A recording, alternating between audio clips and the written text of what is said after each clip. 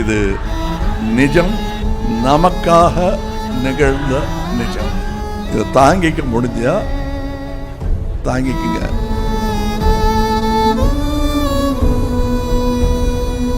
இந்த கதை ஏன் இப்படி போச்சு அப்படின்னு கேட்கவே முடியாது. இதுதான் கதை.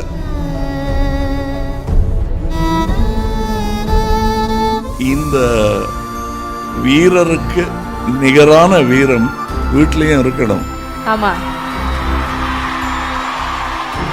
அதை பற்றியதும் கூட இந்த கதை. Kamal sir, thank you so much. 65 ஆண்டுகள் சார் சினிமால. எவ்வளவு காதல், எவ்வளவு நேசம் வச்சிருக்கீங்க எங்க எல்லாருக்குமே தெரியுது. First of all congrats. அதுக்கு ரொம்ப பெருமையா இருக்கு. உங்களை மாதிரி ஒரு மனிதர் வந்து எங்களுடைய துறையில இருக்காங்க, எங்க கூட இருக்காங்க, எங்களுக்காக இருக்கிறாங்க அப்படின்றப்போ ரொம்ப ரொம்ப சந்தோஷம் சார். அமரன், எல்லாருக்குமே பல கேள்வி இருக்கு சார். நாங்கெல்லாம் பயங்கர எக்ஸைட்டடா இருக்கோம். இன்ஃபேக்ட் ஒரு இயக்குனரா, ஒரு நடிகரா, ஒரு தயாரிப்பாளரா பல கதைகள் நீங்க கேட்டிருப்பீங்க. ஆனா அமரன், எதனால அதை சூஸ் பண்ணீங்க சார்? இதை நான் பண்ணணும் அப்படின்ற முடிவு எதுக்காக சார்?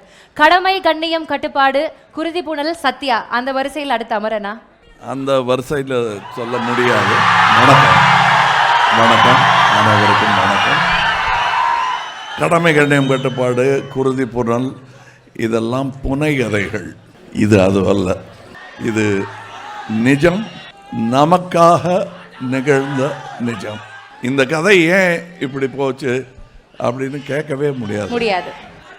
இதுதான் கதை. இதை தாங்கிக்க முடிஞ்சா தாங்கிக்குங்க அப்படிங்கிறது தான். இந்த கதையின் கிளைமேக்ஸை முதல்ல கேட்டவங்க இவங்க தான். நம்ம அதுக்கப்புறம் அவங்களுக்கு பதக்கம் கொடுத்தோம், போஸ்டுமஸ்லி பல மரியாதைகள் செய்தோம்.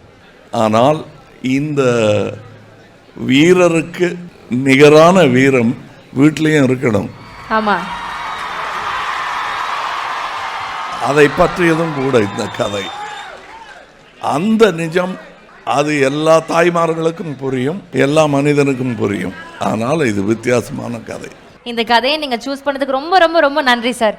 இந்த கதையை நாங்கள் சூஸ் பண்ணோம்லாம் சொல்ல முடியாது. இது நிகழ்ந்து விட்டது.